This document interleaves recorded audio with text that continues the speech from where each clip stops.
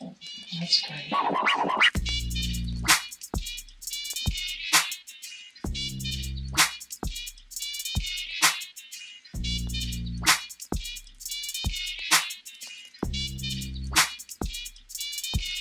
That's great. You know, I need to do some solo episodes here. I've just been focusing on doing interviews and learning how to route audio. I never thought would be this tough, but I finally figured everything out, and I think we're good to go. Cool, man. Cool. No worries at all. So where are you? What's the? I can see lots of tools. What happens in this room? This is my office. It's filled with just a bunch of junk. This is more of my guitar kind of laboratory. As I Okay. know you've seen, my back is in a really bad place, so I've been stuck inside of this house for way too long. But I've pulled up some hobbies and found some stuff to keep me busy. Been making my own cables and soldering and fun stuff like that. So I try to do as much work as I can here with guitar repair. I also do a lot of pre-pro here, so I'm constantly just keeping the instruments updated and got a little workshop. It just makes things easier instead of having to pull stuff out. I can just kind of move over and start working in the little workshop and then get back to what I'm doing. I've learned that saves a Yeah. lot of time, you know? Great, man. Great. And hey, thank you so much for being part of the whole Capo Evolution thing. I'm very grateful to you for doing that. You don't have to thank me. I am very thankful. I'm going to do my best not to geek out here because I am a huge fan of what you do, and I'm Oh, thankful thank for you. being even in a remote little piece of it. So thank you for including me. Well, how's your day going, man? Tell me something great. Day something great. Yeah, it's been an all right day. Um, just a little bit of work, I guess. Putting together a little guitar course for. Do you know a guy called a YouTuber called Andy Guitar who does like. I think I know of him because of you. Because if I'm right, you had him on your podcast recently, Ah, yeah, right? yeah, yeah. Cool. Okay. But yeah, he's pretty cool guy, and he does really great video lessons. They're always quite beginner focused, but they're just fantastically simplistic. So yeah, that's what I've been doing today. I'm doing a little percussive course for his website, so I've been working on that. How about you? Just waking up, honestly. Oh yeah, yeah, of course. Yeah, okay. So it's literally. And where are you? I'm in California now. Okay, great, great. I slept in a little bit. I'm nursing a couple injuries right now, so I'm just kind of taking it slow and doing a lot of computer work the past couple days. It's been very fun, let me tell you. Well, what is it that you've been doing then? What's the? Oh, I've got just a bunch of podcast episodes that I'm trying to edit through, and then I'm working on some new music, but I'm trying to jump Cool. into some new territory. So right Okay. now, I'm trying to write a linear jazz infused drum beat, and programming drums is in my wheelhouse to a certain degree, but not that style. So I'm painstakingly trying to teach myself all of that and apply it to what I'm working on right now. So it's a lot of headaches, but a lot of fun. Yeah, well, it's an amazing time to do that sort of stuff because there's, you know, just so much free information, isn't there, on how to do that. I know I've been getting stuck into Ableton Live if you've ever played with that, Hmm. um, and yeah, just the sheer amount of tutorial stuff and the quality of it is just epic, isn't it? Really. It's it's really interesting on how much technology has pushed forward, and if you want to use the world like, or if you want to use the words, you know, how much the secular world has the ability to do so much now. It's insane. But I think, and this is what kind of taking it back to the problem I'm having now, just because you have all the tools and information to be able to use it, it really gives a lot of credit to the producers and engineers who spend all their time in this craft, especially even to the performers. Because I can learn tools left and right to be able to be familiar with drum programming. But what I can't learn is the like little intricate idiosyncrasies of hi-hat play. of being able to bring certain types of styles to the MIDI keyboard. If I had a jazz drummer over here, I know that his understanding could pull out some really cool ideas. And I'm slamming my head against the wall because I don't have, the 10,000 hours in with that experience. Though I do have it with programming. So it's kind of like a double-edged sword. It's good in some ways, but also there's a learning curve, and it does take a little bit to still build the craft, because you still have to bring in that human element that computers, they get really close, but I don't think can replicate some of that intricate work. You know what I mean? Yeah, definitely. Yeah, it makes sense. So that's what I'm bashing my head against the wall right now, because I'm not a jazz drummer. So there's these little, little rests here and there, these little certain timings of things that I can hear in my head, but I don't know how it's specifically executed. So it's a pain, but I want to be able to write all the music for what I'm doing now. So I have to kind of just push myself through it, which is great because I learn a bunch and it's a good time, but it's definitely masochistic to a level because it is mind numbing. You know what I mean? Yeah, totally. Can you tell the coffee's kicking in? That's good. Yeah. I just, I'm still drinking up to this point my coffee, so that's how I function. Since I sing, I can't drink coffee that much, but since I've been sidelined because of COVID and all this other stuff, my love of coffee has come back again. Right. I'm dreading rehearsals. It's not gonna be fun. Yeah. We should do like a little intro for anyone who's watching who doesn't know who you are. Chris hit the scene pretty much the same time I did. If you go back and look at his YouTube channel, it was about a decade ago that he put out one of his first videos, and so did I. And I've been watching this guy ever since, because not only do we have, and I mean this respectively, some similarities in what we do, but there's also a lot that we don't do, and that side that he brings to the acoustic world, if you want to, for conversation's sake, is very refreshing. Chris plays a plethora of instruments, as you can see behind him, and I think I actually see a Jackson. I want to check that out.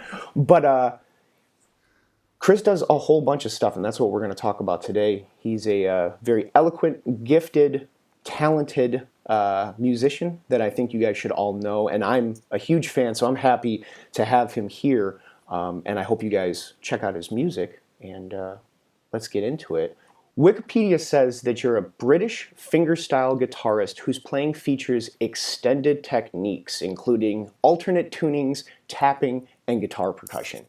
His technique was developed whilst experimenting at universities with solo jazz playing, as well as taking influence from artists such as John Martin. I hope I'm pronouncing that correct.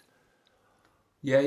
When I was doing a little bit of research into your earlier years, I stumbled on to John Martin and instantly went down this rabbit hole because of the similarities in the playing. And I was like, whoa, I've never heard of this guy. Another older cat who's doing the same kind of style, kind of reminded me of like the Phil Keggies or something of that nature.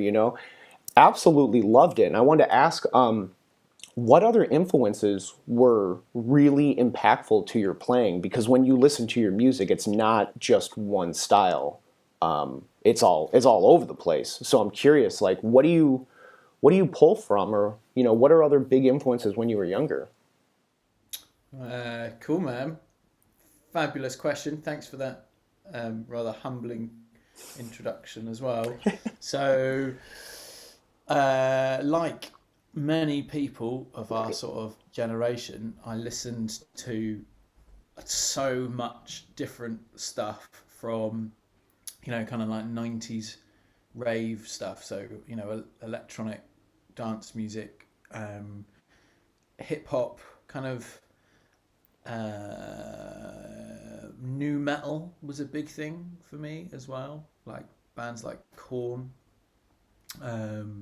Was a huge Rage Against the Machine fan, System of a Down, all that kind of stuff. As a teenager, definitely played some kind of influence rhythmically. So yeah, the whole kind of John Martin thing is definitely a big part of it. But yeah, just everything that was going on around at that time. I reckon, apart from like stints of being, as a teenager, being sort of pointlessly musically prejudiced of like, oh no, I don't listen to that. That's rubbish, which I'm totally over now. I think I was always pretty open minded from flitting from like electronic to really heavy to kind of more like folk stuff almost, and jazz. So yeah, pretty much everything there. Yeah, you got to be pretty open-minded to be a new metal fan, and that's coming from somebody who listened to new metal. So trust me, I get that. It's good, but it's a cool genre, isn't it? I think when I listen back to it now, um, and well, I think it actually sounds surprisingly fresh. It's a cool mixture of elements. I think at the time it spoke to a lot of younger kids because a lot of the bands were angry, and it really embodies that teenage angst to a good part, to a good degree, I guess you could say. But the musical elements are definitely something interesting that still to this day you can hear a lot of bands still pulling from and still trying to find a good mesh between these different genres. And some of the bands did it really well commercially. They had great success. Other bands were almost comical in their delivery, but some of the bands really still stay to this day. I mean, Slipknot being one of the biggest ones, and Yeah. there's a huge line. But it is funny that you say that metal component because you can pick up on some of the notation that is influenced by that, even dance music within your acoustic music. I'm though kind of interested in the overwhelming Eastern influence on your music that isn't kind of the ABC formula. I have a question on here that kind of plays to that. You do a fantastic job on blending these classical thematic or somatic elements as well as Eastern and Western sensibilities in your music. I mean, listen to your first single, and it's definitely got that, pluck and chuck drive. It's definitely got that Western, feel with the melody kind of just baked right into it. Do you find it sometimes hard to find a balance between resembling a classic or cinematic or thematic theme, or even an Eastern approach versus a Western approach, like the ABC formula? Because some of your songs completely break that formula, and they definitely paint a picture, for lack of a better way of describing it. Do you know, man? I think when I'm writing stuff and creating stuff, um, I think 9 times out of 10, how it doesn't come out that formulated, and it can be quite not structured at the beginning, if that makes any sense. Absolutely. So, in some ways, I don't mean this in an arrogant way at all, but in some ways, it's quite easy because everything's quite chaotic, and then I'm kind of there going, "Oh God, what am I going to do with all these different bits?" Do you know what I mean? And then, so I'm not always coming from a very structured, tertiary or binary form of ABA or ABCA. Um, does that answer the question? It does, and I know I ramble a bit, so bear with me. But Not at all. it does answer the question, and it makes me a little bit interested to ask. When you're listening to some of the bands you mentioned to, most of the music in Western culture on the radio, you are influenced by that ABC verse chorus, whatever formula, and it almost gets baked into your head that you can't forget it. You being influenced by that, I'm curious, for people who don't know, you're is the word composer correct? Like you work with a ton of people at once. I'm not sure the exact title that you would label yourself as, but do you feel that you use those tools more than the ones that you've learned from your peers or other musicians? Like when you went to school, do you think that you used a lot of those tools and those help you break away from the ABC formula that you've been introduced to and almost subjected to your whole life? have I used what the tools of? Do you think? Sorry, bear with me here. This is just off the top of my head. But when you went to college, and it said here that you were studying jazz guitar. Do you think that those tools helped you break away from that ABC formula, or is this something that your mind aids to, and you just do it? Right. So I think. Well, I went to uni and did just music, like pure music. I did have like jazz guitar lessons, but it wasn't like a jazz degree or anything. And I think before that, I was writing music in a very.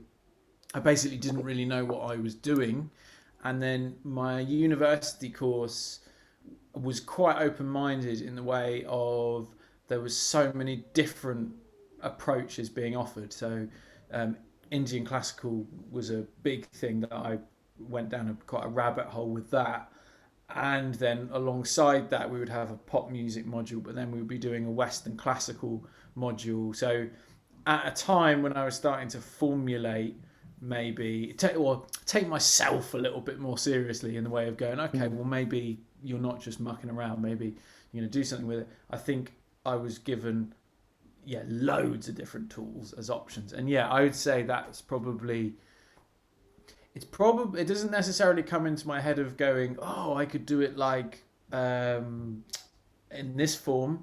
I think it comes into my head now that I feel confident to basically do it in any way, because I know that there's all these different disciplines and cultures that do it in all these different ways, so I can do it in whatever way works. That makes sense. It makes a lot of sense. I've seen enough of what you do, and your approach is really refreshing. So I'm really curious on how you approach a song and where it comes from, and hearing one song in one genre and hearing another song in a completely different ballpark. It's interesting to me as a performer on how you approach these things. But then learning more about you and know that you do compose, you work with much more than just a small group of people. I can see that, you've got the tools to be able to kind of do whatever you want, and you can hear it in the music. It's not limited to one genre. It's kind of all over the place in the best way possible. It's really great. Thanks, man. The tools, if you like, are that confidence, maybe a little bit of that sort of putting on a brave face, that kind of fake confidence. I think in some ways I've got a little bit of like imposter syndrome, that kind of feel like you're not justified to be where you are. So my response to that is to be like, well, I'm going to do this ridiculous project, and then see if you get away with it. Well, you've knocked quite a few of them out of the park, so I think that confidence is well deserved. I don't think you're faking it, and I think that other people see it too. So it's well deserved. COVID has affected everything, and every single aspect of the music industry. And I'm just curious if you can give us kind of a short story of what the last year has been like for you. Yeah. Well, when it first sort of hit here, which was sort of mid to early March 2020, I guess that was the same in the States as well, I suppose, around that sort of time. And Yeah, I know our restrictions, because you're in Britain for that. Fine, okay. I'm not sure if you're in Edinburgh or exactly where, but you're in Britain. I'm in California. Yeah, I think all the restrictions came at the same time, but I know you guys had more restrictions than we did.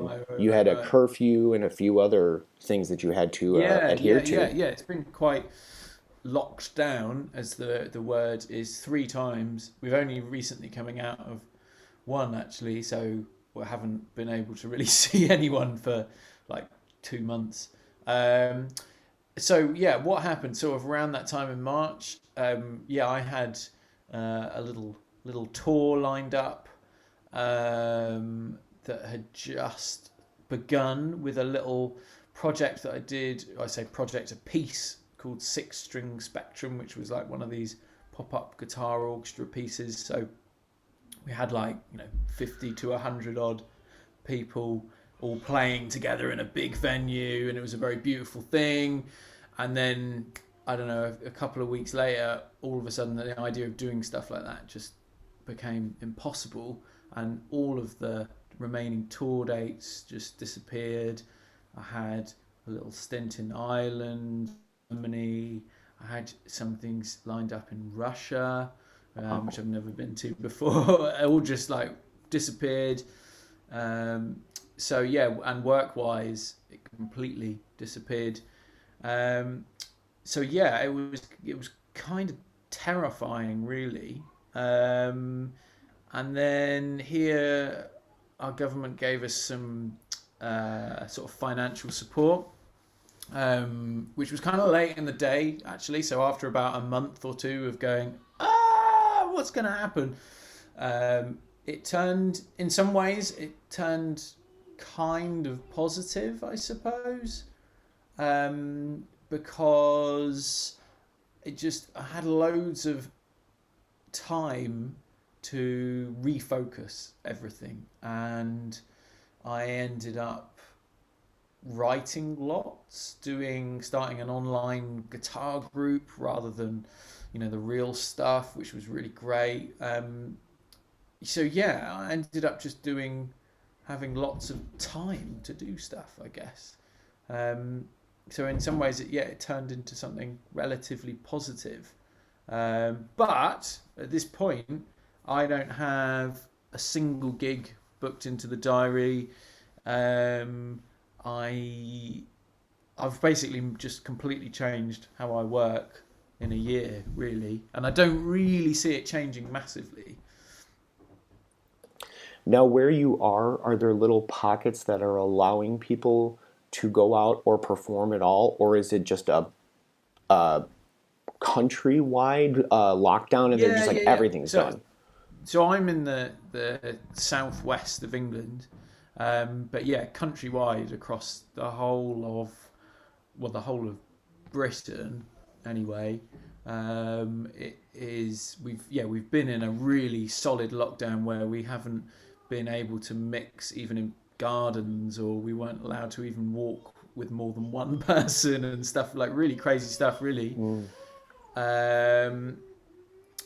And now that's starting to lift a little bit. I think bars are allowed to serve people outside from the end of April. I think that's the new rule, but they haven't been able to do that for like maybe 6 months.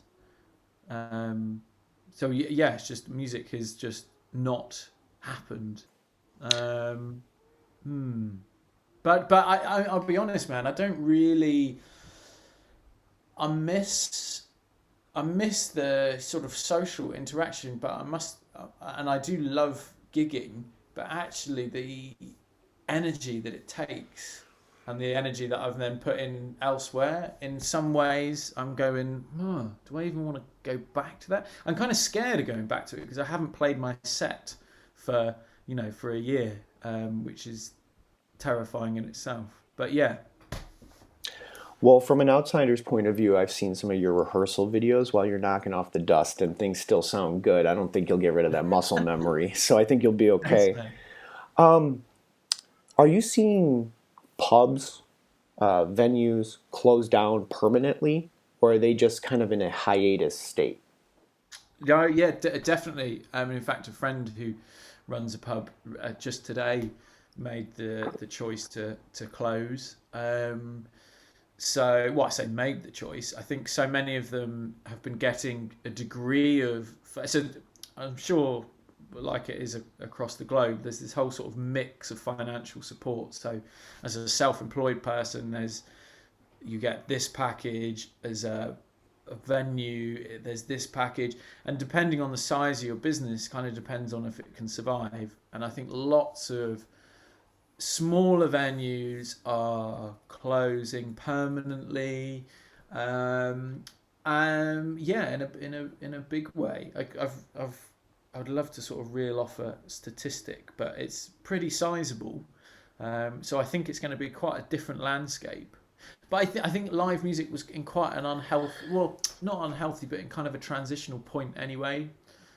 So in some ways it might weirdly be positive, meaning no disrespect to those people who've lost livelihoods, but I think there was a change that was kind of needed, and in some kind of brutal way. I think this is going to bring it about. Well, the saying goes, the phoenix rise from the ashes. And, it's no consolation to the people who, have suffered from there, but that's usually how history shows itself. In America, it's really interesting because this whole situation has become so politically motivated. Uh-huh. It's rather strange.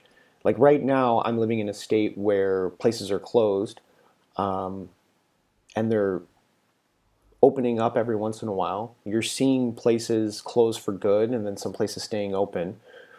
And then you're seeing live music still happen, but it's very limited. You're seeing musicians go out with or without vaccines, and they're still playing. And then you're seeing artists go to different states. Like I'm in California, which is all the way to the west. If I wanted to go to Florida, where politically, or some other southern states politically, where they're a little bit more not so restrictive in how they view the virus, I could go there and work. But it's strange. It's also this weird ethical and moral situation where it's like I don't want to go out and be responsible for getting someone sick. You know what I mean? It's rather strange. Having the time to reflect on what you've done before and sitting back and seeing that much time, I think that does help a lot of people. I also think in some weird way, this situation exposes a lot of people and a lot of businesses in the industry. And I think musicians can take sight on that, and they don't have to be running themselves to on empty all the time, and can find a healthy middle ground for them and still be happy and still, putting out what they want to put out without grinding to death, for lack of a better way of saying it. Yeah, man. I think there's so many musicians of all different types of genres, and original musicians, cover musicians, classical musicians, rock musicians, who are all just in this kind of, well, you used the word earlier, masochistic kind of employment, and it's like, actually, is this helping anyone? Is this, if people aren't going to shows, doesn't that mean maybe a little bit of, maybe people don't want to consume in that way as much as we used to thought? It's kind of an older way of thinking. I think that shows will always function in this way, and I think we've lived in a different world for quite a long time, and I think almost this craziness is kind of, for better or for worse, moving it on, isn't it? Well, hopefully it will reflect back priorities. And entertainment isn't a number one priority, and never really has been. And if it is for people, they need to kind of readjust their priorities. And for me, it is a number one priority because I'm sick in the head, but that's why I'm a musician. There's something different. But I am glad to see people readjusting their priorities, putting family and their loved ones first, and maybe you could say some of the more important things. And hopefully, they'll get sick of having cabin fever and want to get out and be entertained and do something different when the time does come. Because as much as entertainment is a priority, it is a necessity for a lot of people. It is their drug of choice. And I don't think that'll go away anytime soon. You know what I mean? Maybe it'll shift and alter, but I don't think that's going to go away. What are you listening to these days? Or even better yet, what is the last album you purchased, if you can even remember the last album you purchased? Yeah, well, I'm afraid I'm a streaming junkie, so I haven't bought an album for a very long time. Maybe that's a better question. What's like the latest thing you've been streaming lately or just listening to? Oh, I'm going to actually just click and look. Okay. How do I sort of...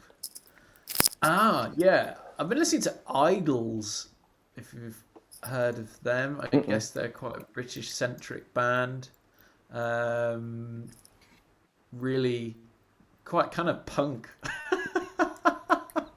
Nice. Yeah.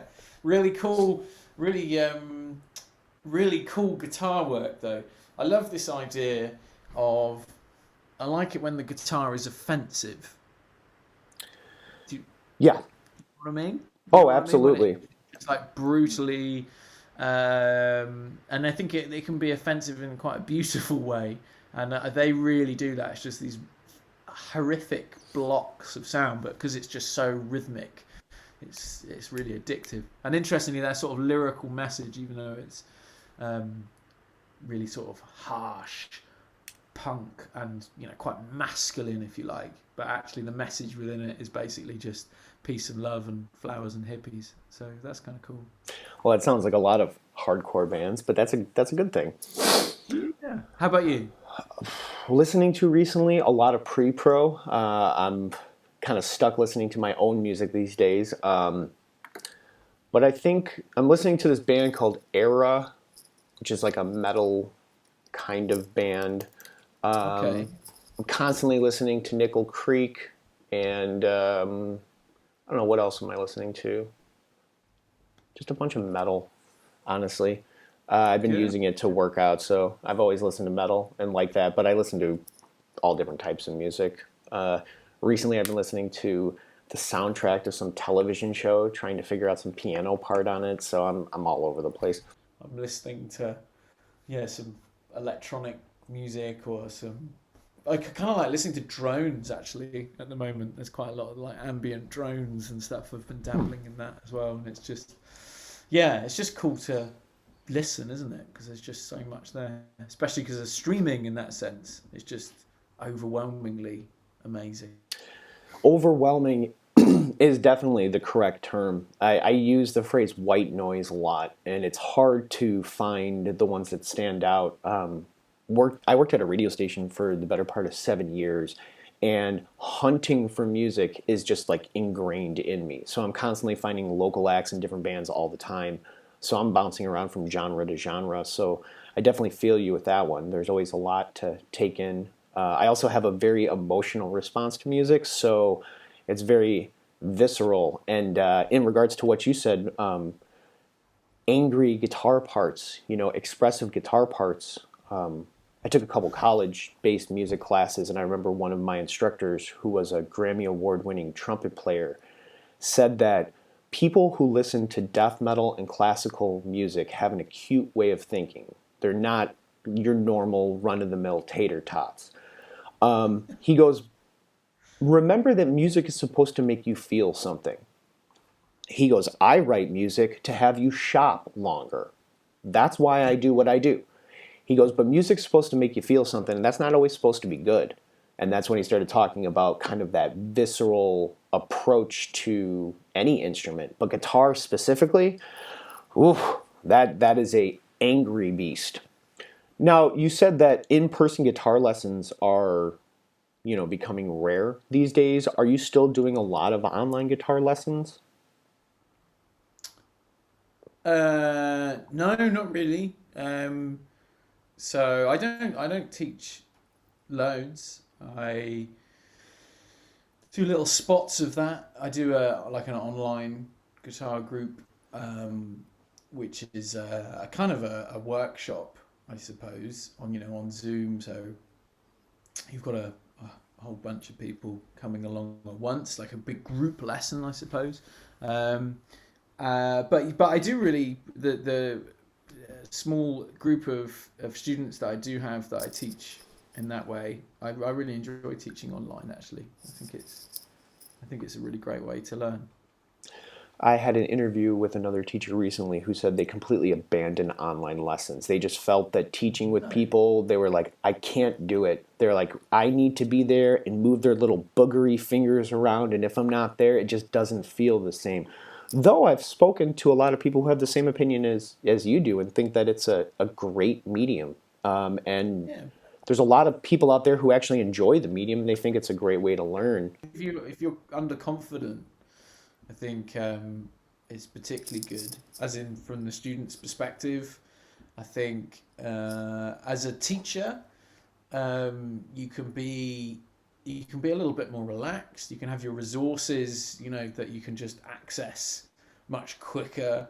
And I think everyone kind of comes to the table a little bit more chilled out, you know.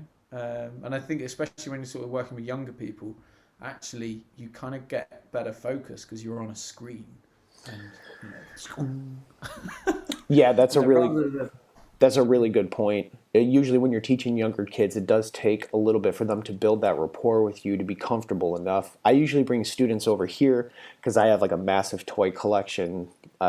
So it's always fun to come over here, and I got guitars and stuff. So it makes them feel a little bit more like they're coming to like a playground, you know? But yeah, there is a little bit of awkwardness that comes to it. And you bring up a really valid point that it's on a screen. I mean,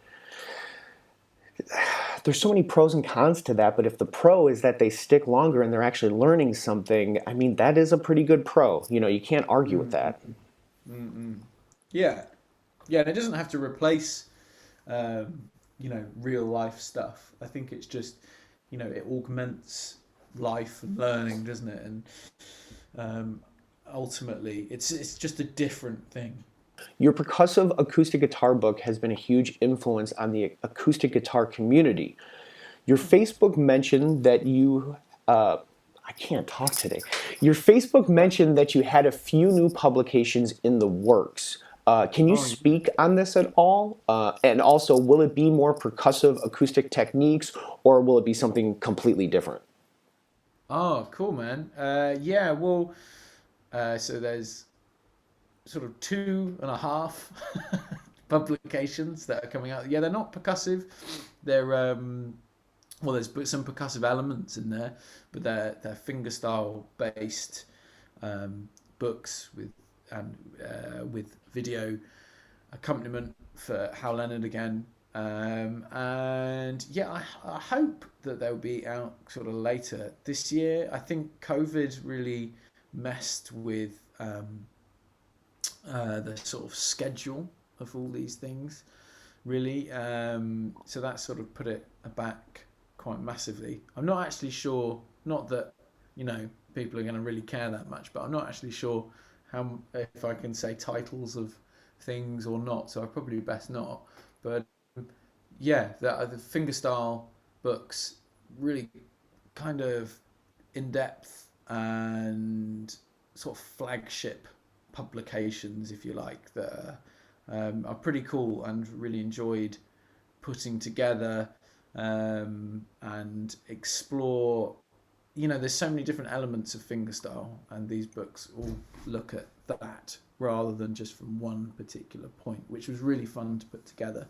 Got listening to people like John Fay and all that kind of, which kind of gets called American primitive, right? Which I always think is quite a. I mean, it holds some of those sensibilities, but I listened to enough of it that I don't know if I would classify it as that, but I understand why people would. I love. Yeah, I've in the process of writing these, just exploring all the different elements of fingerstyle guitar has been pretty cool. Yeah. Is Michael Hedges a huge inspiration to you as well? Do you know, man? I didn't know of Michael Hedges really until quite late into this, and I was doing a little tour across Ireland with a friend called Justin Dowling, and he's a really cool player, and he actually introduced me to Hedges when we were out there. So I was already doing this thing, and now, absolutely, I think he's amazing. But yeah, I didn't really hear till much later. But I totally get it, and sort of, without sounding like too much of a hippie, really resonate with it. He's quite a spiritual musician, isn't he? All these amazing explorations. I wish I had have heard it, much earlier. Yeah, I heard of all of his kids before I heard him, so I'm right there with you. And Right. it's Does he have like a son and daughter or something then? oh no, no, no. I mean like Andy McKee is a Oh Michael right. Hedges kid. You know what I'm Yeah, yeah, saying? And I mean that with all due respect. Andy is a genius in his own right, but you can tell, and I think even he'll say it. I think he's got like a Michael Hedges tattoo on his back or something. Like he is loves him.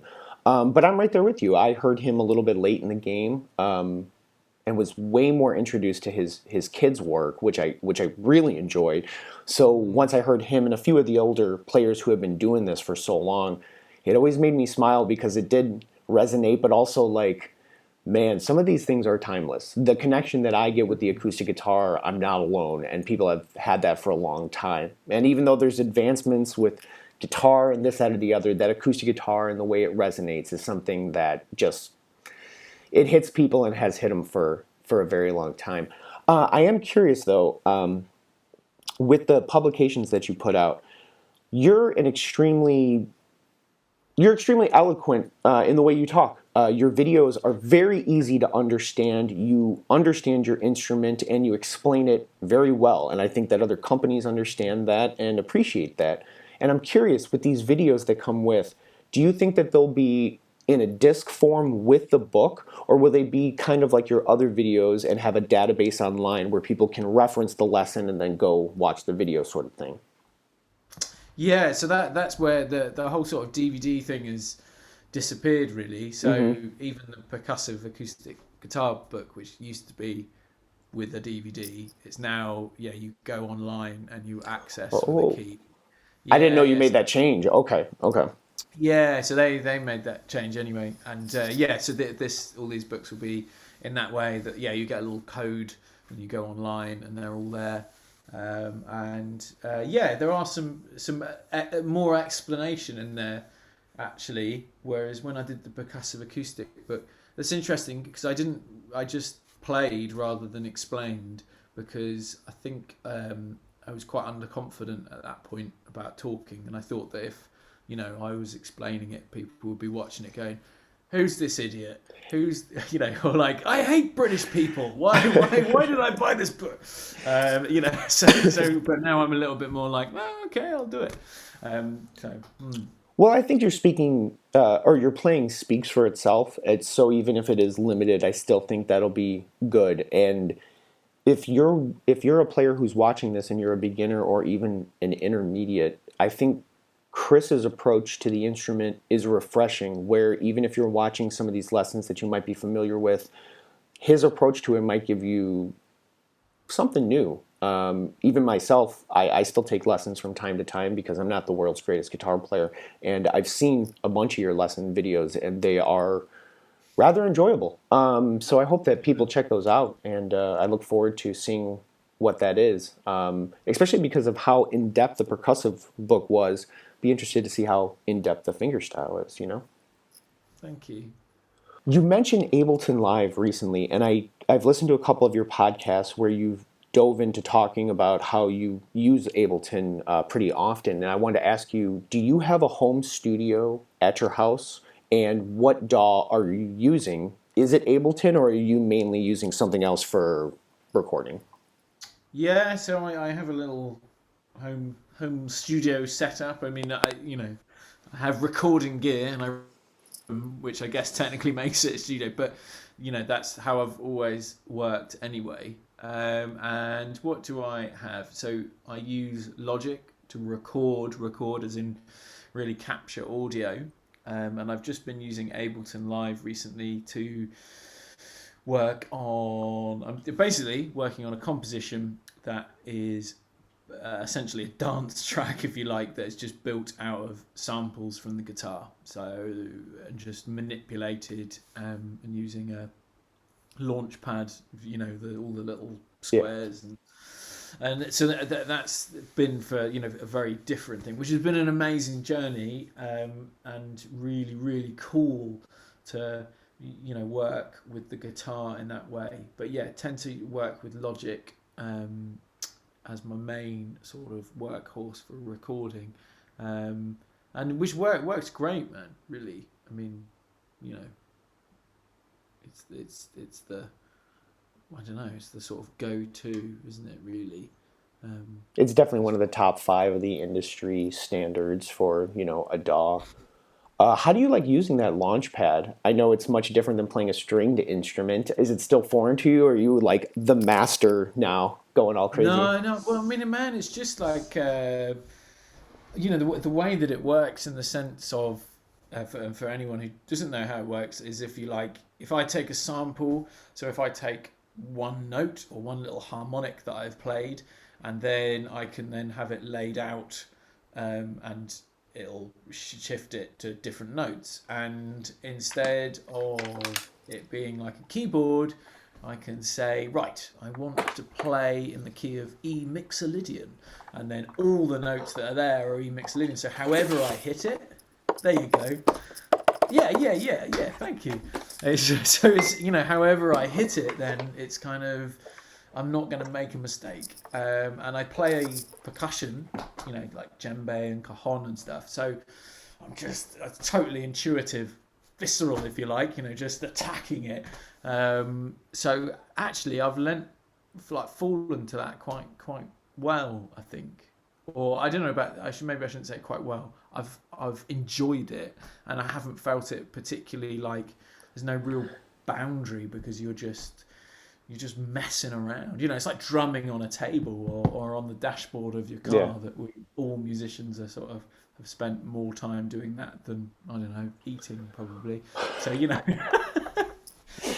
That sounds pretty cool, though, with your background in electronic dance music and, with your understanding of guitar, harmonics, and all that fun jazz. It'd be interesting to see how that turns out, so you'll have to keep me in the loop on I mean, that. it could sound awful, couldn't it? Let's be honest. It's potentially, but then again, you're crafting it, so I've got some faith in what you're doing. I think it could be okay. It could be all right. No, I hope so. I mean, ultimately, at the end of the day, if it is just rubbish, it doesn't really matter. And I'll just move on to the next thing. That's kind of the vibe there. Well, as long as you have fun, I mean, that's a big component of it, so that's good, Can you tell us more, you mentioned it briefly, but can you tell us more about the online class that you do on Zoom that you've started up? Yeah. So the online guitar group every Tuesday evening, UK time anyway, 7 p.m. And actually, we have some members from over in the States. So what do we do? Each session is basically based on a different stimulus. Currently, I'm using guitars as a stimulus. So we've done like the classics, like we did the Fender Strat last night, and I really honed in on John Frusciante, looking at some of his ways of playing. But then sometimes it's a genre thing. It's not really a kind of a let's learn a song today. It's really an hour-long workshop where maybe I'll take a particular technique and really hone in on that. But there'll also be just lots of playing together, sort of jamming along. Here's a scale. Here's some different ways you can approach it. This is, an example of John Frusciante. He'd be like, well, here's a scale to go with this sequence. We're going to play it in a John Frusciante-esque way. He would kind of do this. You might want to try this. And we jam along. And it's great, man. It's one of my favourite things to do, actually. And I do it in a pay what you like or pay what you want way, which started off at the beginning of all this in a kind of, loads of people are in the same situation as me where they've literally just lost everything. But also some people might still have a job, but they might not have it the week after. So just pay what you want. And that works really well, actually, weirdly.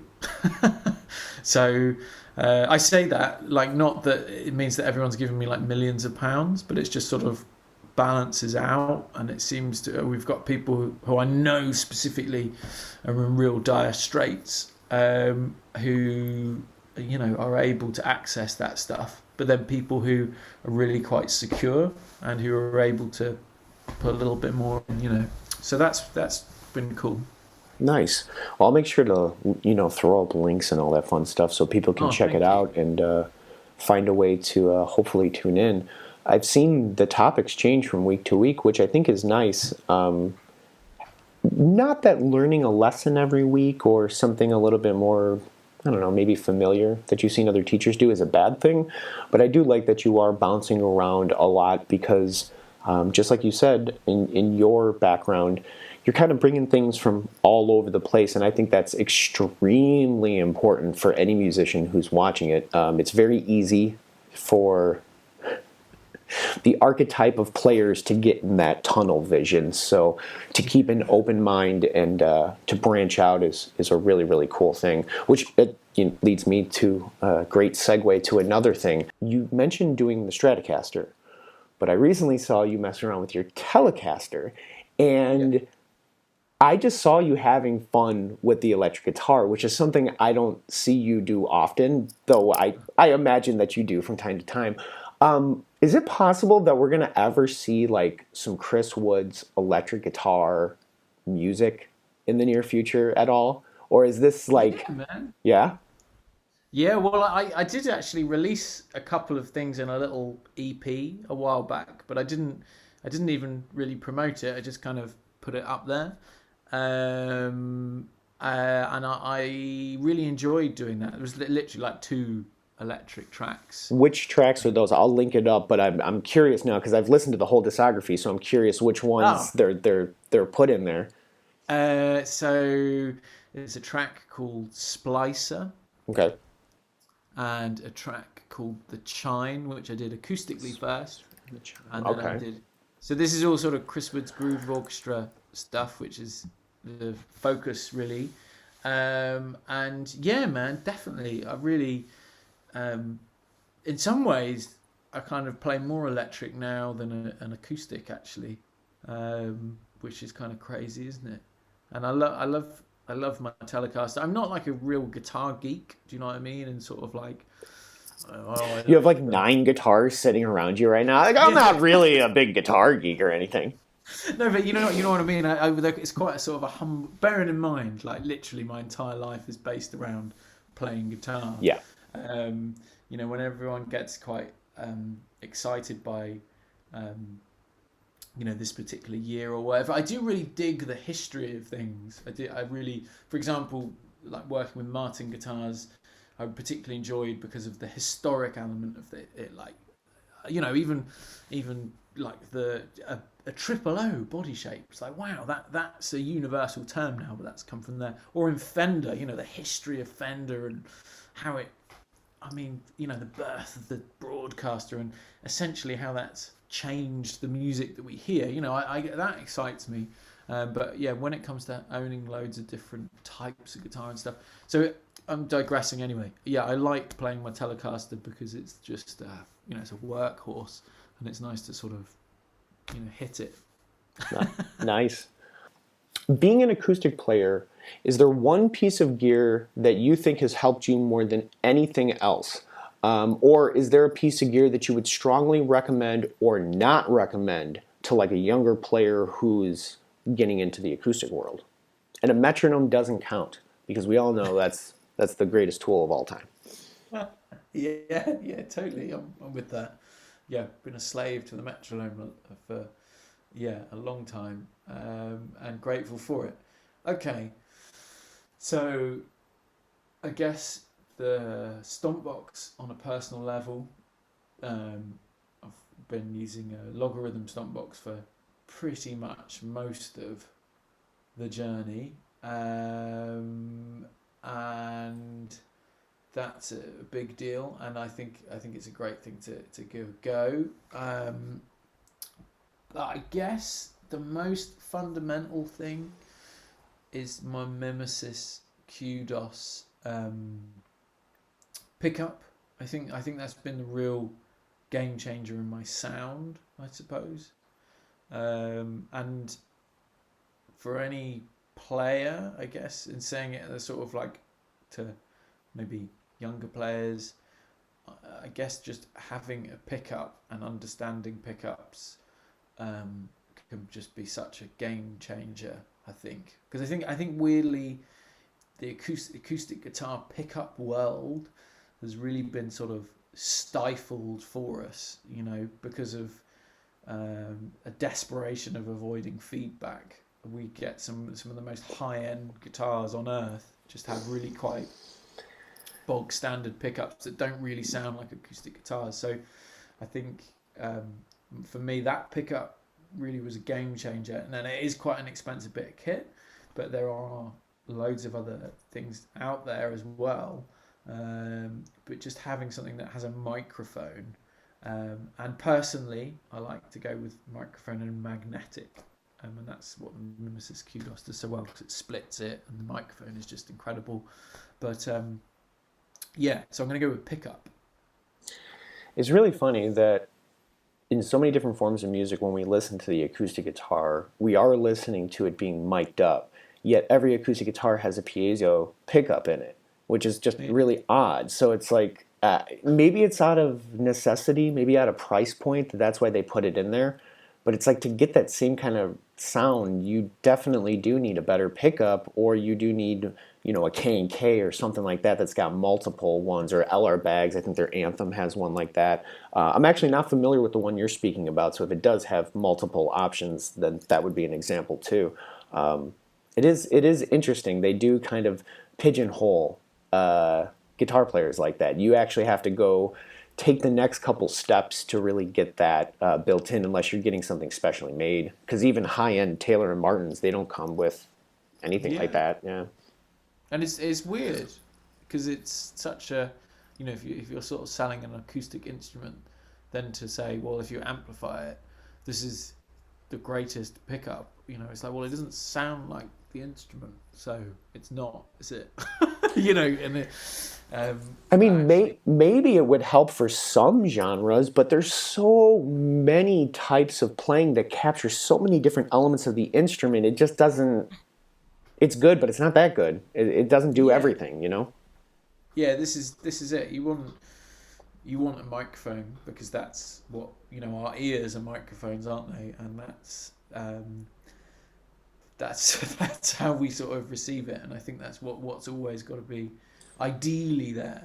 It doesn't have to be, but I think that if you're going to make a career out of plugging, performing on a stage, you're going to have to plug in. So that has to not be a weak link. I spent a lot of time practicing plugged in, which was quite a game changer as well, because it's like, even using microphones, your guitar is still responding differently. So I think that's, it's such an important part of it. Don't see it, well, I say don't. I don't see it as a completely acoustic instrument. I see it as a acoustic electric instrument, I use Taylor guitars. You use a Martin 000, I believe. Yeah. I hate Taylor guitars for a number of reasons. And I'm one of those people, I'm a rare breed. I have a couple friends, people, if this goes out in the schedule that I want, people who are watching the show know the interview that I just did with Franco, and we're talking about I'm a rare breed of Taylor fans who don't praise them like all the other Taylor fanboys out there. I'm not the biggest fan of the company. Now, honestly, I'm not the biggest fan of their guitars. The guitar is fine. I think it's got some really cool stuff to it. I think when you're working on it, how the neck joint is great. There's some really cool stuff. Unfortunately, the instrument is way too bright, and the pickup systems suck. And when you have to pay $2,000 to $3,000 more for a fancy inlay on their headstock, it's insulting. And I'm at a point now where I've played this instrument enough that there's only one Taylor I would pick up because I'm interested, because no one else makes it. But I'm at a point right now where I'm actually looking at other instruments, and it makes me want to ask, why should I buy a Martin? I know you love Martins, and I've had tons of people tell me, like, well, dude, you have John Mayer-esque style to some of the music you do. He plays Martin. You might actually like the rounded body style that they have, opposed to the brighter sensibilities that the Taylor brings, because it's more of the top response. I was just curious. Sell me on Martin. Why should I leave this company that I hate behind? I think that's amazing. Well, I love Taylors, man. I think Taylors are cool. Trust me, I own two of them. There is a part of me that loves them, but I could go on about this for days. It's time for me to move on. I think what I always noticed was that tailors they're instantly easy to play usually when you go into a guitar shop, aren't they? And you take them off, and they're always really, they've got the whole sort of setup thing sorted in the way. I don't know how it works. They come out of the factory and they're already sort of set up in this way, or I don't know, but they're always instantly great like that. And I think their sound is very accessible and very beautiful. And I think the Martin thing is literally the polar opposite of that, which I think can sometimes make it a little unattractive, because I think quite often Martins come out of the factory with usually quite a higher setup. Okay. So I think quite often that can be a thing, but I think in some ways that is indicative of what they are, because they are the opposite of Taylor in the way that they are more organic at things that you kind of are going to shape and love, and you need to have them set up in your own way. And if you could get a Martin and have it set up in your own way, the sound that's going to come out is going to be particularly and uniquely Martin. So I think what I mean by that is this organic, not high fidelity sound, or not sort of, like Loudons and or Greenfields, if you like, and all this, and kind of maybe tailored to a sense of where it's just this incredible, huge sound. I don't think Martins do that. I think Martins sound like Martin. They're earthy. They're earthy and organic. So I guess I don't think I almost don't want to sort of sell it like that. But I think they're real soulful things, and I think there's this history element to it, and this family element to the guys that and girls that I've met in Martin over the years as well. There's this kind of real family element to it. It's a real thing, I guess, is what I'm trying to say. That's a great thing, and something that you don't get from a lot of different companies. So that's awesome that you do feel that from Martin, and that's a great selling point. Most of the companies that I work with, I would say all of them are definitely, how do I say, they're more accessible, and they're a little bit more human than they are business, I guess you could say. And there's a lot of businesses out there that don't care about what they do or how they approach people. So to get that family, vibe, that's a really good thing. And I get you with the whole, earthy, soulful body kind of sound. I'm not looking for something that's completely, expressive. I don't need a grand auditorium or concert series, whatever it is, so it's like blasting out. I just need a good, nice sound that is rich and can be heard and isn't too muddy. Taylor's is good because it's expressive with harmonics, but there's just too many downsides to it. And I've played a lot of Martins that I think are good, even out of the box. I just haven't picked one up yet, but I'm right on that fence of like, I got to try something different. And I don't know if I'm going to do it before the next release of music or the next one, but I think I'm going to do it. So if I end up picking up a Martin, I'll definitely let you know. I'll keep you posted. Yeah, do, man, do. I think, I don't know, guitars are guitars, aren't they? And you kind of,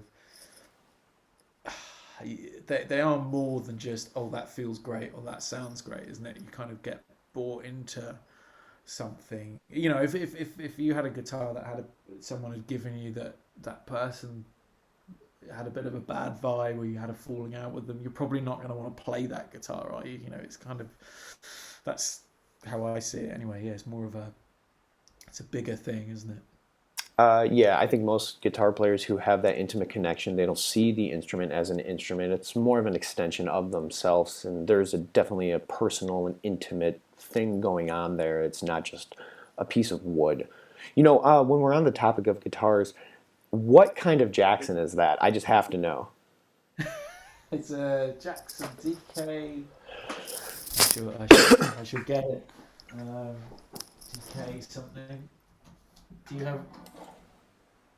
Ooh, I got you beat though on ugly guitars. Hold on. Yeah. Oh, wow. Cool. Is that a Jackson or is that? Oh, fantastic. Jackson's cool, man. Jackson's really cool. Oh man, I mean, hilarious. acoustically, I don't know. It's actually got a really cool sound. I kind of, I think I got this, and when I was a teenager, and I was weirdly, I think I wanted to be a sort of a shredder, but I was basically more of a sort of a blues guitarist who was trying to play fast. So I kind of got the wrong guitar, I think. But it's cool to have. Yeah, I'm right there with you. Now, is that Jackson one of the cheaper ones, or is that one of the really expensive ones? Uh, well, I got it when I was a teenager, so it was really expensive to me then. I don't know. I don't know. It's the I think it was like 600 quid or something. So I guess Okay. that's maybe the cheaper ones. I don't know. Yeah, I don't really know. mine's the same. Because they had a couple years there that they were making guitars out of Japan, and those Kellys, some of those guitars were a few thousand. That's when like Jackson But Custom Shop was like, mwah, was like the best of the best. It's fun to play, but you'll never see me live on stage. Just imagine walking around with this. Like, what was I thinking? Like, did I want to be in the Jetsons? I don't understand. I don't get it. In any case,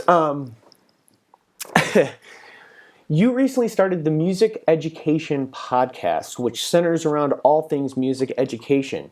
Teach me something right now. I'm just kidding. I had a chance to listen to a few episodes, and I thought it was really great. I was curious if you can speak more about the show's future, more specifically, maybe some of the topics that you plan on tackling. I know you've already spoken about it before, but do you have anything, like I said, any future goals or future classes that you want to tackle on? yeah, man.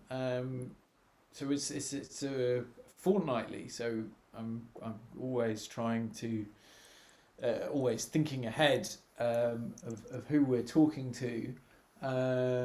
So I've got someone lined up I'm talking to who does lots of music education stuff in prisons, which I'm particularly kind of interested That in. sounds really cool.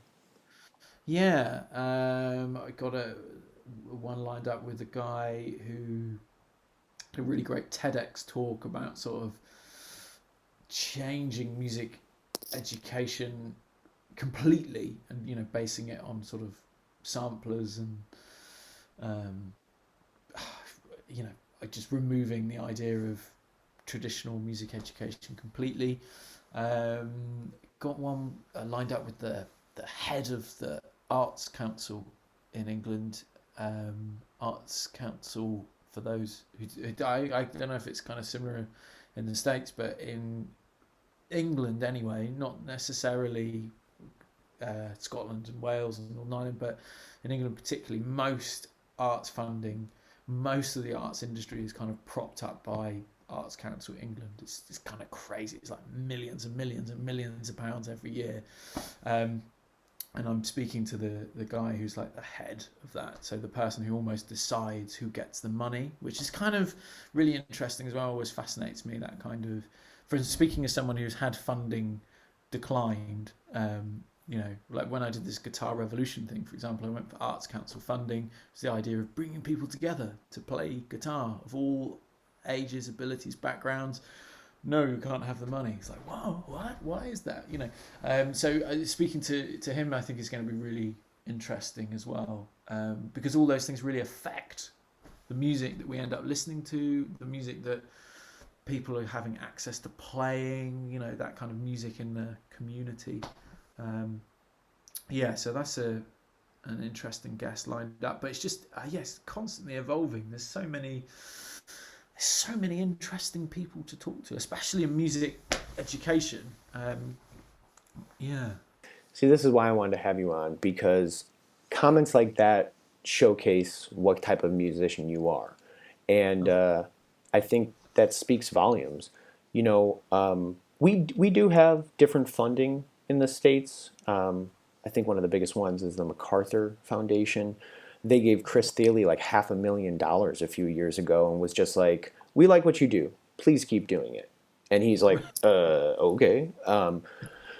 So there are some places that do that, but a lot of people are self-funded. They're on their own as far as what they're doing, and they rely on themselves in very small circles. And let's just say the mentality of trying to bring people together is one that certain cliques in the States understand and some that don't. And I think that's a good thing that you're trying to do that not everyone does. And you see the beauty in the instrument. You're trying to spread that around more than just, hey, buy my album. And I think that's a big thing. And it's refreshing. In America, there are numerous music scenes that will have cliques, coalitions, affiliations, things like that. They sometimes will work together on smaller projects. But the Chris Woods Groove Orchestra seems like it's a whole different type of beast, what you're trying to do. It's not just, a couple guys coming together to hang out and play guitar. It seems like you're trying to do something bigger here. You're bringing together all types of players with all types of skill sets from all over the world into your projects and making them a part of something much bigger. The virtual guitar assembly video, the Capo Evolution project, the pop-up guitar orchestra live performances, and the Guitar Revolution series are all amazing projects that show exactly what I'm talking about. Whenever I introduce someone to Chris Woods, I always show them your solo acoustic music first, just because that's what I fell in love with. But I also show them all these projects as well. I'm curious, has composing, teaching, and working with these bigger groups always been a passion of yours, or is this something that you fell into over time? And mind you, thank you once again for having me be a part of the Capo Evolution video. I know I was just a little bit in there, but my monkey made an appearance, and it was an honor to be able to say I worked with you, so thank you. No, it was great, man. Thank you for doing it. Like I said, it's really real pleasure to have you on it, and it just doesn't function without people doing it. So super grateful. Man, when I finished uni studying music, I first of all started to get into promotion, guitar teaching, because that was a kind of a bread and butter thing. But I was setting up a bit of a music promotion website with a friend, and we were running shows, and just a sort of a multifaceted approach to music events. And I eventually ended up, very quickly ended up working for the local council, as in the government, if you like, being their arts manager and running their community arts festival. And I got really, really into the idea of community and arts, and got quite obsessed, really, in the way of seeing how it was running, in the way of actually, if the people in the community sort of play the part of the festival, then that's going to be far more enriching than just bringing in loads of just musicians from around to do performances, and people sit and go, oh, okay, here's your money. So I really got into things in a grassroots kind of way there, and grew some profound ideas, I suppose. Profound, I don't mean that they're profound to other people, but to me they were profound. So actually that's always been there. So, when I first started beating my guitar up and playing funky stuff, solo guitar, I was really enjoying that and still do. But underneath that, there's always this feeling of music on this extra level, that it's not just notes and sound, and actually it's about people. So it's always been there. That's remarkable, and I think that other people could definitely learn from that. I'm in a country where a lot of people are looking out for themselves in every single avenue, and I don't blame them. I understand, but in every avenue, it seems a little strange, and it's refreshing to see that. It leads me to my next question. I know you have a few workhorse guitars that you pull from every once in a while. I'm just curious, do you have a personal favorite outside of the Martin you use all the time? Or maybe even better yet, do you still own your first guitar? Yeah, man. Well, not my first guitar, but my first. Like real guitar, the first one you like, the first Yeah, good one? yeah. I'll show you. Um, it's this one, which is like a Simon and Patrick, if you know Ooh. these. No, I've never heard of that before. I think they're a Canadian. Uh, and yeah, this is yeah, that's my first sort of proper guitar, and I had it. You know, I was playing it at school, at uni. Um, So this is where you built. This is where you put your hours in. This is where you got your chops yeah, in. yeah, man, definitely. I mean, I don't play it at all anymore, which is a shame because it's actually got quite a beautiful sound. I mean, it's proper beaten up. But yeah, I still have that. But yeah, mainly I do play this Triple O X one, which is a really cheap guitar. I do sort of mainly play that. I do have a 0018, which is not a cheap guitar. It's like 3.5 grand's worth, Ooh. which is really nice, and I do really enjoy playing that. Um, but yeah, I still go back to the same one, which is like a £500. Well, I think it might even be like X series, like $500 probably, aren't they even? Hmm. Well, that's awesome. Thank you for sharing that old one. That's I'm glad you hung on to it. That's why I still have that Jackson because that's where I put a lot of my time in. I got an acoustic here that I do the same. Some players get rid of them, but there's some players can never get rid of them. So I'm glad to see that's still hanging out. What is the latest piece of gear that you've purchased? Uh, my monitors, I got KRK rockets. You liking them so far? Yeah, man. Yeah, just really fun listening to Slipknot really loudly on them today. So, Nice. What does success mean to you? I don't really know that one. I think, yeah, I really don't know what to say there because I think I am always quite surprised that I've been able to make a living out of music. Um, and so ultimately, I think for me, I kind of feel that that was success enough. Um, but it's an individual thing completely, isn't it? I don't I don't think of myself as particularly like successful, but I don't see myself as unsuccessful. I'm really sorry. I just don't know. I just don't know. Gotcha. That's one of those questions that I ask everyone because it is an individual thing, you know what I mean? But even like you said, I think I already reached my level of success, and if that's the level of success, you've definitely done that, and that's a good thing. And it's Yeah. a lot more tangible and realistic than you could say what a lot of other people's levels of success are. At least you're being honest with yourself. Yeah. Yeah. I don't think of. Isn't it cool just to be able to play music?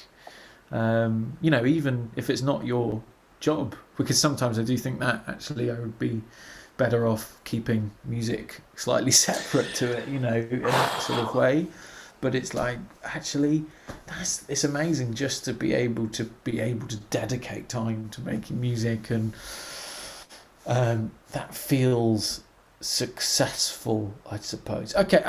How about this? I think for me, maybe being successful for me will be being able to make choices because you want to rather than because you're forced to, I suppose. And I feel, yeah, I can kind of do that. I can kind of say, no, I don't want to do that gig or that project because that sounds like a negative thing. So I feel that's kind of success, having a degree of choice. But I'm curious on that point that you just said about how there's a part of you that sometimes wishes that you could keep music like separate. I feel that, and all the other subtopics that go to that all the time. I'm just curious if like, was there something that tipped you over with that? Is it just the hustle and bustle of it that gets to you? Like, could you elaborate on that? Yeah, man, I think sometimes when you're creating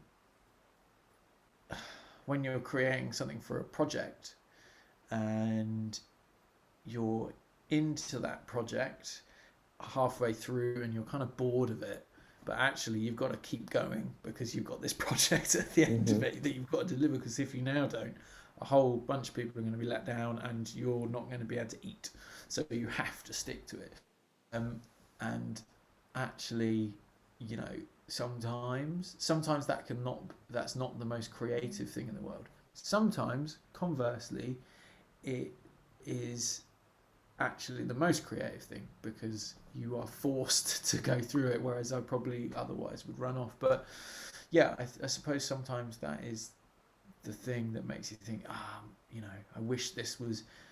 Music is kind of a pointless thing, it's just a thing. It's like art, it's just a thing we experience. Like I say, it's a visceral thing. So as soon as you sort of make it have this definite point, I think sometimes it can lose a bit of its awesomeness. Yeah, it weighs heavy. I think that example you said, you get both sides of the pond where you want to run, but you have to finish it. And sometimes that light under your ass or the fire under your ass, as the saying goes, can be the best motivator, but also can be completely crippling. And it's just like, I don't want this. Like, this is not what this is supposed to be. I'm not a person who says music is supposed to be fun. I think that sentence is just inherently flawed. But there is a point of this that is supposed to be enjoyable so that you can let these creative thoughts pass through you, not be stifled by unnecessary deadlines that just kill your creativity. So, I'm right there with you. I feel that tenfold because I've had that before where it's just you're crawling to the end, like just trying to get out, where it's just like, you know what, I would rather just do this on my weekend and work at a factory, honestly. Like, this is just killing a part of me inside. So yeah, I'm glad I'm not alone with that. And at least you can, yeah, that's a big one. Is there an underground acoustic musician from your area that you love but nobody knows about? That nobody knows about. Well, I mean, maybe some people know about it, but let's be honest. The listeners of this podcast probably don't know Chris Wood. So is there somebody you might be able to turn them on to that's, Yeah, piqued your ears recently? well, I have a very good friend, Will McNichol, who's a great guitarist and composer. I think I definitely recommend going and listen to him. There's many, many, many, but there is another guy called Amrit Sond who is just incredible, and I don't even know how much of his music actually is around online, but he's definitely sort of an avant-garde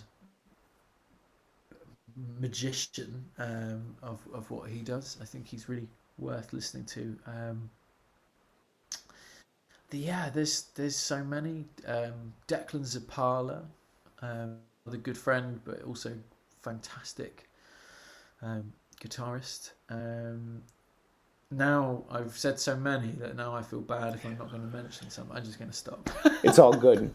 When I get into post, I'll probably send you a message just to try to track down some of this so we can get the links. And if there isn't anything on them, there isn't. You know what I mean? But when did you start introducing the bow into your playing, and what turned you on to using the bow? I mean, it's something that people are familiar with. They've seen other players do it, but on an acoustic guitar, I don't think they've seen that often. And I'm curious, like, what was the driving force to make you be like, I'm throwing this tool into there?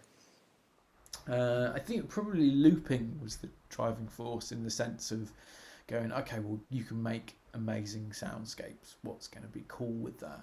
And yeah, just dabbled in it. It wasn't like the bow specifically came up as the first thing. It was just, what can you do practically that's going to create different textural sounds. And I think the whole sort of Chris Wood's Groove Orchestra thing was a title at first of, this is what I'll do when I make music when there's more than one person. And then it was like, oh, actually kind of what I do is kind of orchestral. I think in an orchestral way, so maybe the solo stuff sort of builds in there. So I think partly the sort of bowing techniques and stuff is also coming from trying to be an orchestral soloist, if you like. That's awesome, and is a great tip for people to try that out. Just approaching the bow and the acoustic guitar as your main source might be intimidating, but if you can use it as an accent with a loop, man, that's a great introduction and a good way to start really bringing those sounds in. That's really great. When will we get a new pedal board video, or are you using all the same pedals that you've used the past couple of years? Oh man, no, I've changed it.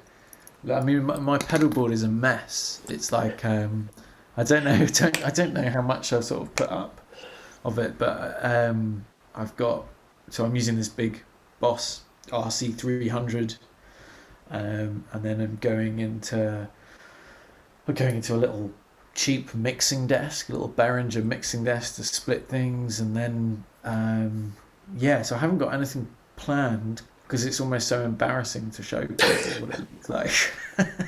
I got pictures from gigs, and it's just like people are, sound men like look at me like, are you a professional? Because your gear looks, just sort of changing it, You have a very distinct guitar face.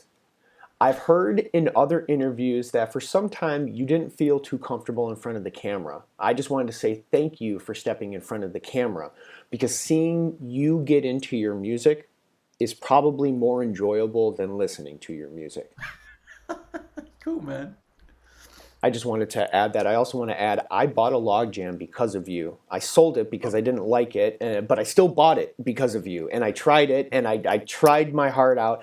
You're a really good salesman, and if no one knows, I'll put the Logjam up here. If you're an acoustic player, it is a great tool.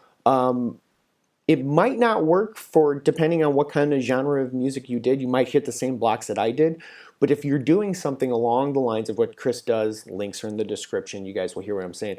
It is a really cool tool, and it's something that they've really perfected over time. We've come a long way from the microphone in a cigar box, like making a whole bunch of noise, to this really nice, compact device. Like it's really, really nice.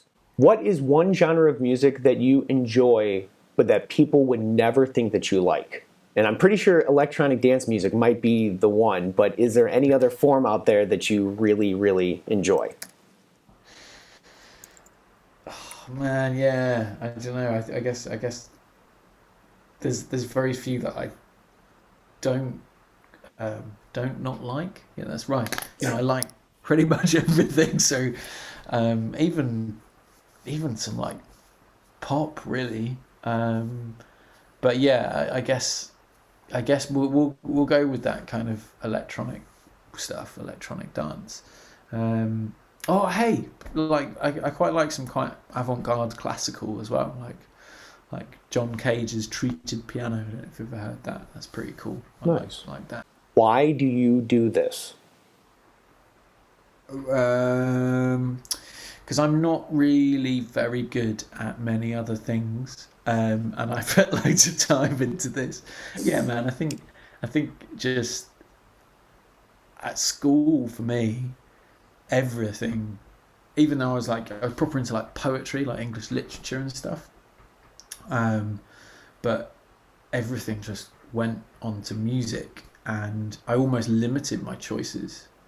Do you know what I mean? And then I was found that I was here, and it's not that now I want to go and do something else, but what I mean is it just became what I do, and I don't know that I could do anything else because it feels like part of my personality. It'd be like losing a limb.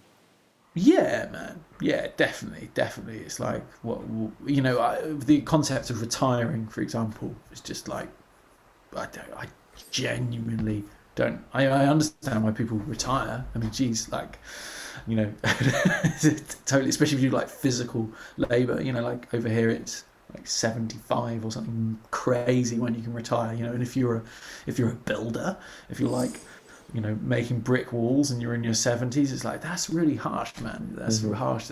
But anyway, from my concept, the idea of retiring is just unimaginable because this is what I do. This is who I am. You recently released the track with Elixir titled, I can't remember the name of the song, but I know it's on Spotify. I'm going to link everyone up on Yeah, it's called here. Octet. There you go. You had a whole bunch of players come in on that one. I thought that was great. I'm curious, are you using your off time right now to work on the next Groove Orchestra release? Or is that something that we have to look forward to, you know, and keep keeping our eyes and ears out in the near and distant future? Yeah, man. No, definitely. Yeah, I'm working on that. Well, it's the whole Ableton Live track that I'm working on is going to be a groove orchestra piece, even though that's Okay. me on my own. Mm. Essentially, it's going to be 10 guitar. Well, it's one guitar sliced up into a million different samples, but yeah, that's what I'm sort of spending my time on. Also, hopefully something with more musicians as well. Um,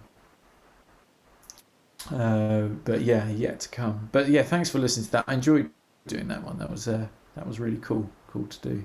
The last question that I do is a little winded, so give me a second. I'll try to condense it as much as I can. The That's all right. podcast that I did before this in the magazine that I worked for primarily helped local musicians. That's what we prided ourselves on. And we worked with local bands all around the world and trying to help up and coming musicians in any way, you know, that we can. And I'm hoping that I can bring some of those people into this audience. And you've been around for a while, you've seen a lot, you've done a lot. And I'm just curious if there's anything that you might be able to say as a little nugget of information for any of those musicians who may or may not be listening. Um, you know, to possibly give them some advice or anything that you could throw out there, because this is a tough career. I mean, laying bricks at 70 is a tough career, but in some ways, can be challenging at times. Just curious if you have any nuggets you might be able to throw their way. I think be really be really careful of social media. I think I'm going to say that. I think um, I'm seeing more and more time being wasted, I think, creatively on social media, as in putting energy into social media. And I think obviously that really works for some people, but I think it's so different for a musician who maybe is appearing now to when I presume you and I, when we were first beginning a career, social media wasn't really. Maybe YouTube was a thing that obviously it was really helpful, but there wasn't this sort of, oh, I've started to write a song, I'm going to put it online, and I might put some money into some ads. That's what I'm going to do. That wasn't there as a thing. It was just writing and maybe release something at some point.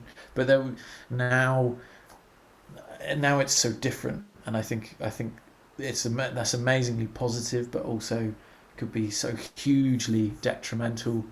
Um, and I think it's important to have time to just breathe and not feel that you have to put your rehearsal onto Instagram.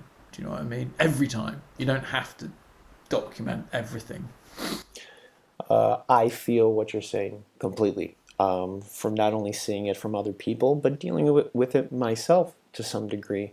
And I do come from an older generation where this wasn't an idea. And I've lived through a couple of these different fads online from different sites and trends that have helped musicians, hurt musicians, whatever it is.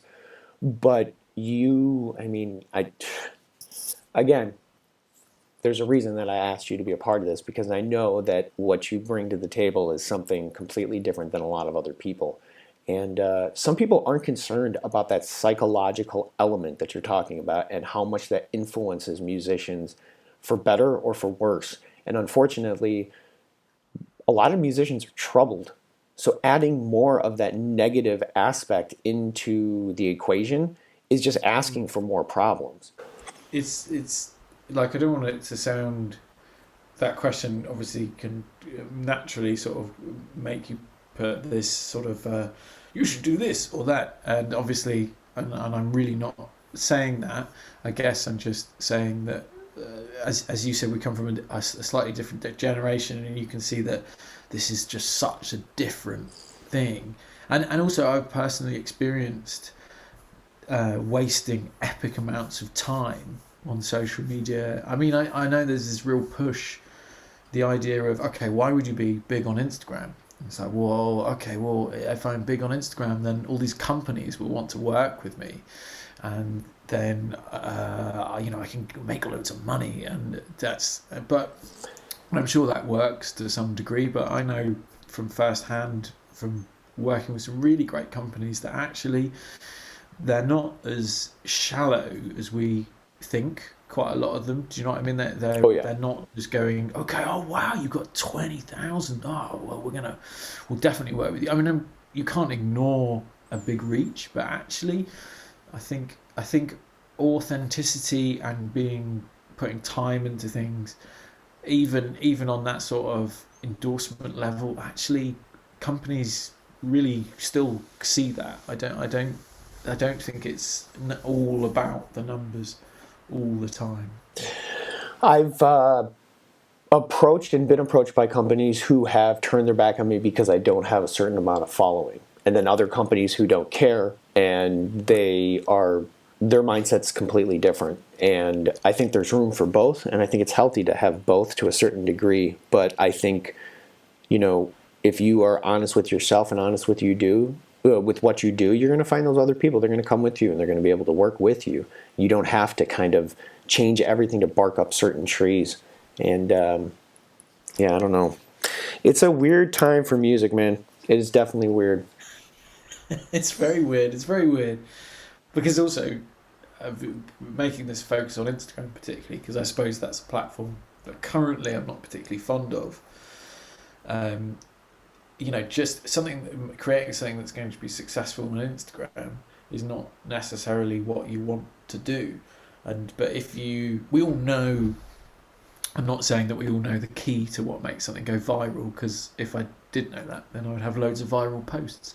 But we all know what sort of works better, sort of shorter, snappier little things, for example, by its very nature in Instagram. But if you spend your time doing that, then if that isn't what you want to be doing, then you essentially just end up putting all this energy into being someone that you don't want to be. It sort of defeats the object. That's not the case for everyone, because maybe your art works perfectly and fits in that medium really well. But if it doesn't, I think it's just like, whatever, like, let it be, to a degree, isn't it? Yeah, I think a lot of people look at these things as promotional tools when it may be healthier just to look at them as documentation tools. But either way, I know you got to go. I can ramble about these things for hours. Dude, I can't thank you enough for talking shop and plugging some of the stuff that you're doing. I have no idea when I'm going to do this. I've got a bunch of editing, but I'll try to get it out as soon as I possibly can. Thank you. I really appreciate it. Thank you, man. Thank you for all your support, and really, truly grateful for that. And it's really great to chat and get to know you a bit as well. And I look forward to you putting it out there. For sure. Is there anything else you want to plug, or anything else that we didn't talk about that you'd like to mention, or anything else I can squeeze in there, edit in there that you want to get out? No. I think that's great. I don't think I inadvertently said anything crazily controversial. So yeah. No, if anything, I think I held the crown for that one, but I think you did fine. As I mentioned, when I edit this, I'll put links to everything, all the YouTube videos that I mentioned, the website, Spotify, basically everything that I can do. Thank you again, and I can't say that enough, man. I hope you enjoy your night, and yeah, thank you. I'm gonna have to tune into one Like of I these said, guitar lessons here soon, or your guitar yeah, classes, I mean. you're very welcome. They'll probably be maybe a little simplistic for you. Sometimes they're a bit more sort of intermediate level, but you'd be really welcome. It's kind of a hangout really in some ways as well. So you'd be welcome. Awesome. All right, buddy. Thanks so much. Speak to Cheers. you again. Okay, have a good one. Thank you.